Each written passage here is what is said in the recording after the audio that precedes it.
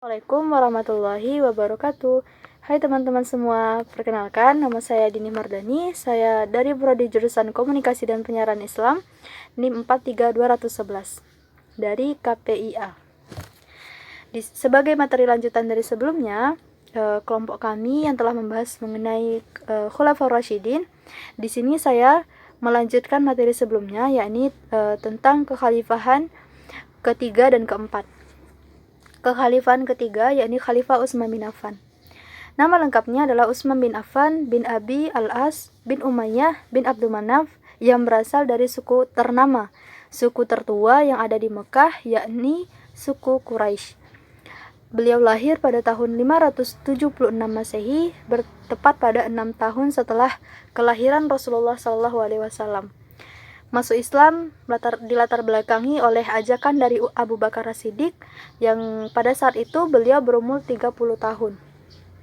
Nah, pasca beliau masuk Islam, mendapat pertentangan yang sangat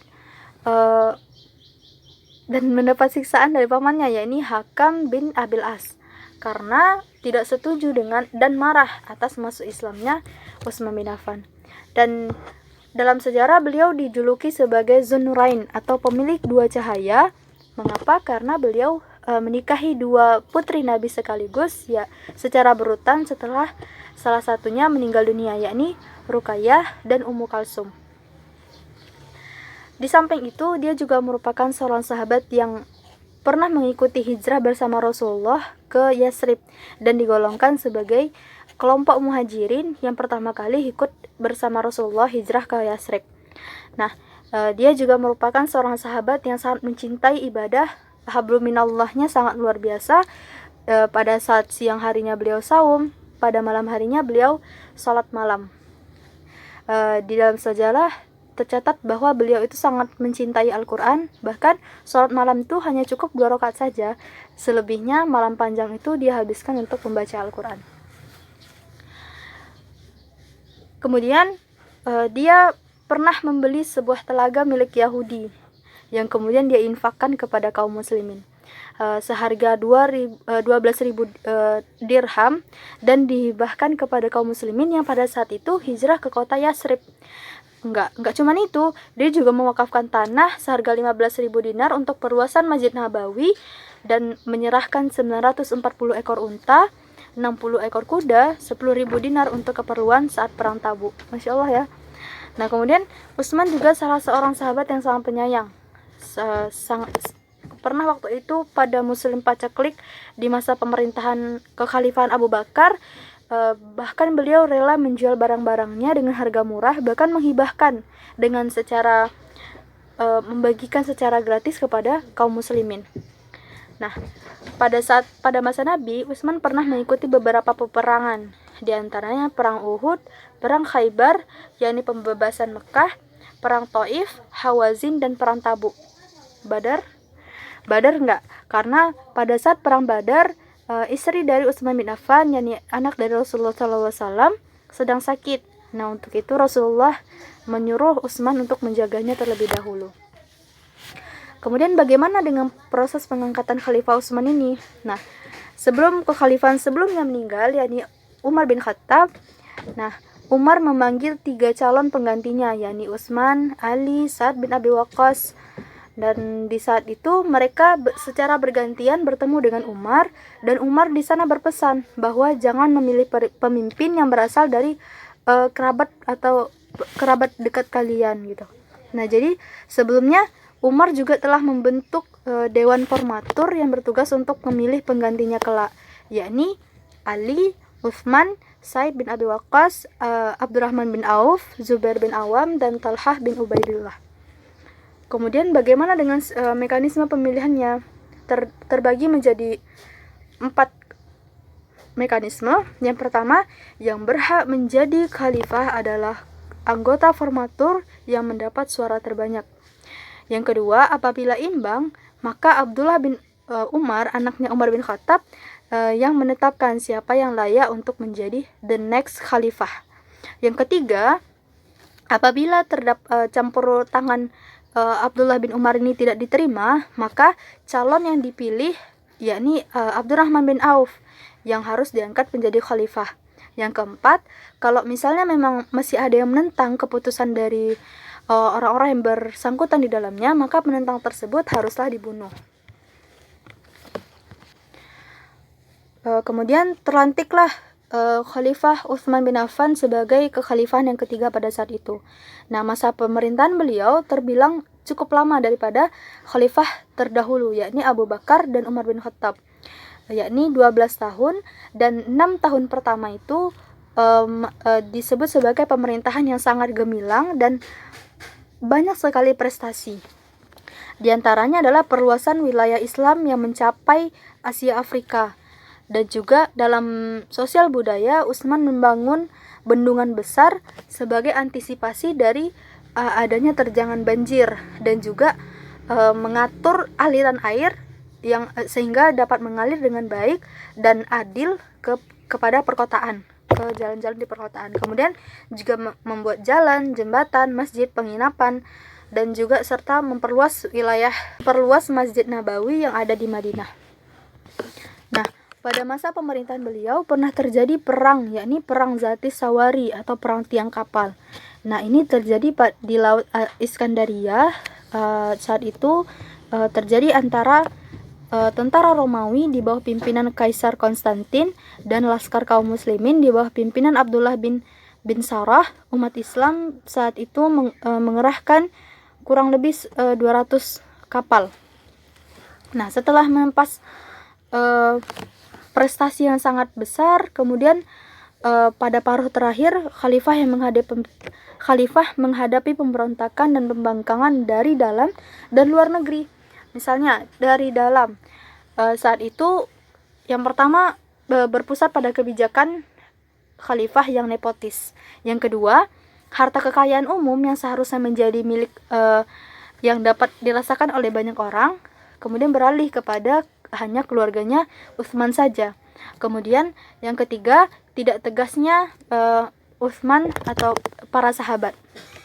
Kemudian dari luar negeri, berasal dari negeri-negeri yang dahulu pernah ditaklukkan, yaitu Romawi dan Persia. Nah, kemudian juga fitnah yang disebarkan oleh orang Yahudi dan juga pemberontakan serta pembangkangan, sehingga menyebabkan tewasnya khalifah pada tahun ke-35 Hijriah.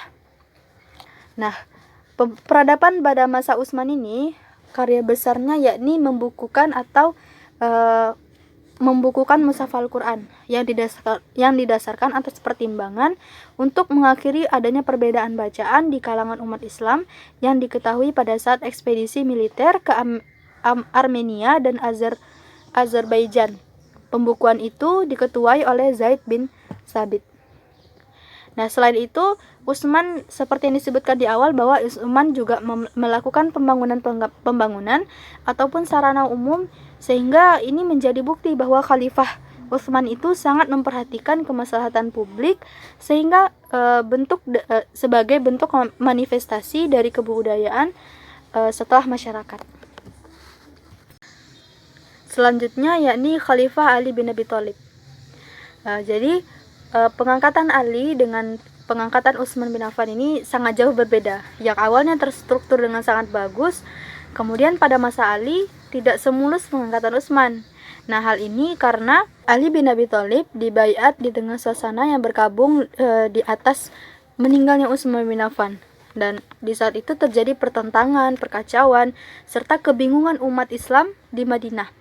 Mengapa? Karena bersebab dari kaum pemberontak yang membunuh Utsman mendaulat Ali supaya bersedia untuk menjadi khalifah selanjutnya. Nah, setelah terbunuhnya Utsman, pemberontak mendatangi sahabat-sahabat senior dan mendesak mereka agar ada di antara mereka yang mau diangkat dan bersedia diangkat menjadi seorang khalifah, yakni mereka menuju Ali, tetapi Ali menolak. Nah, kemudian juga pada kalangan Muhajirin dan Ansor pun demikian, mereka sangat menyetujui Ali sebagai khalifah selanjutnya, tapi Ali menolak. Hal ini bersebab karena Ali menghendaki agar urusan tersebut dirundingkan melalui musyawarah serta mendapatkan persetujuan dari sahabat-sahabat yang senior, yang terkemuka. Jadi alhasil untuk mengelakkan adanya suasana yang semakin kacau, semakin keruh karena tidak adanya khalifah saat itu yang berada di dalam daulah. Kemudian untuk menghindari semakin kacaunya, Ali kemudian bersedia untuk dibaiat. Sebelum jauh mengenal bagaimana sistem pemerintahan yang ada di dalam masa Khalifah Ali bin Abi Thalib, alangkah baiknya kita mengenal siapa Khalifah Ali bin Abi Thalib ini. Nah, beliau adalah putra dari Abi Thalib, sepupunya Rasul, sekaligus menantunya Rasul. Karena Ali bin Abi Thalib menikahi putrinya Rasul, yakni Fatimah, dan masuk Islam pada usia 13 tahun. Namun dalam sejarah lain atau dalam kisah lain, dalam riwayat lain, Ali dikatakan masuk Islam pada usia 9 tahun.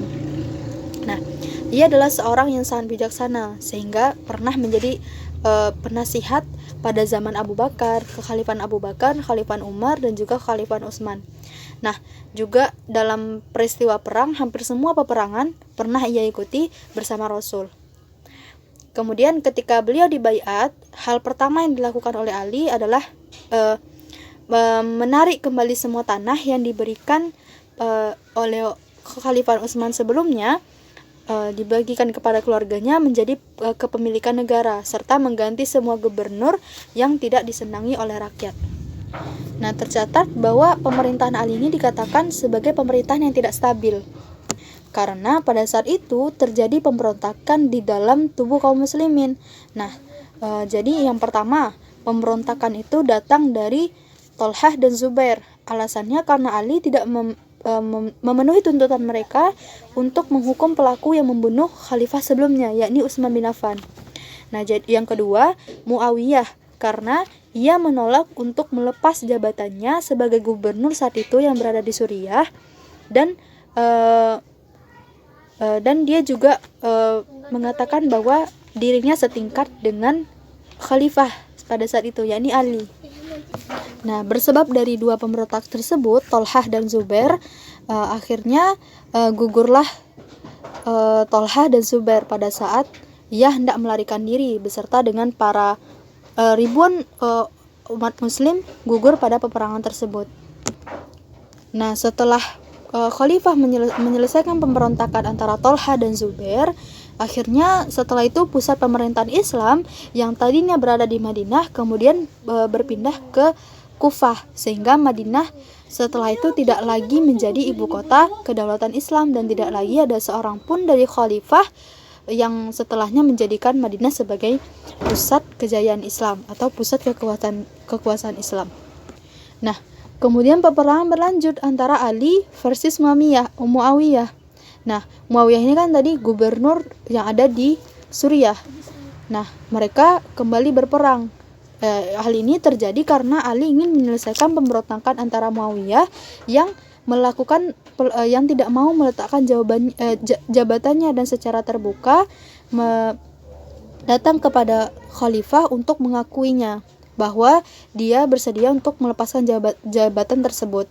Namun tidaklah sesuai dengan keinginan Ali. Nah, kemudian dan terjadilah perang di kota Siffin yang pada saat itu terjadi 37 tahun yang hampir saja dimenangkan oleh Ali. Namun atas kecerdikan Muawiyah yang dimotori oleh panglima perangnya Amr bin As yang mengacungkan Al-Quran dengan tombaknya yang bermaksud bahwa mereka mengajak bahwa ayo kita damai, kembali kepada Al-Quran gitu. Namun Ali mengetahui bahwa itu hanya siasat saja.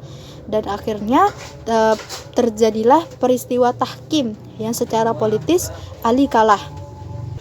Nah, untuk konflik antara Ali dan Muawiyah Ibnu Sufyan itu diakhiri dengan adanya tahkim.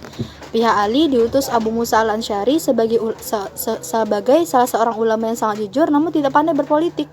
Namun dari pihak Muawiyah diutus Amr bin As yang sangat cerdik dalam politik. Pada saat itu pihak Ali dikalahkan oleh Muawiyah karena kecerdikan Amr bin As. Nah, oleh keputusan tersebut, jadi pendukung Ali pada saat itu terbagi menjadi dua kelompok. Yang pertama, orang yang terpaksa menghadapi hasil tahkim dan tetap setia pada Ali. kemudian menolak tahkim dan kecewa atas kepemimpinan Ali.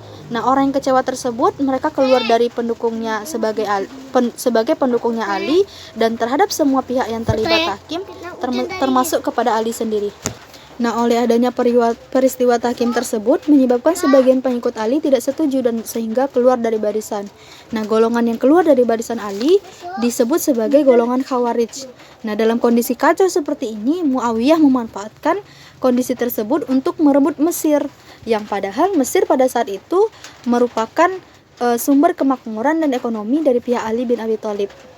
Terjadinya pemberontakan dan keluarnya sebagian pengikut Ali tersebut dan juga banyaknya yang gugur serta hilanglah sumber ekonomi dari Mesir karena dikuasai oleh Muawiyah yang sehingga menjadikan karisma khalifah itu menjadi menurun dan sementara Muawiyah menjadi berkarisma. Hal inilah yang memaksa Ali untuk menyetujui perdamaian dengan Muawiyah. Nah, singkat cerita, akhirnya Khawarij, orang yang keluar dari barisan Ali yang kecewa pada Ali, merencanakan untuk membunuh Ali. Muawiyah dan Ammar memilih seorang khalifah yang sehaluan dengan mereka. Nah, yang dengan bebas dipilih dari seluruh umat muslim. Oleh karena itu Abdurrahman sebagai pengikut setia kaum Khawarij memberikan pukulan hebat pada saat Ali sedang azan di masjid. Nah, sewaktu Ali sedang azan di masjid tersebut, Ali dipukul dengan sangat fatal sehingga mengakibatkan kefatalan dan Ali meninggal. Nah, pada saat itu wafatnya Ali bertepatan pada 17 Ramadan tahun ke-40 Hijrah, tepat pada 661 Masehi. Nah, pada kisah lain atau pada riwayat lain menyebutkan bahwa Ali terbunuh akibat pukulan pedang beracun oleh Abdurrahman ibnu Muljam. Hanya itu yang dapat saya sampaikan. Mohon maaf atas banyak sekali kekurangan. Saya akhiri. Wassalamualaikum warahmatullahi wabarakatuh.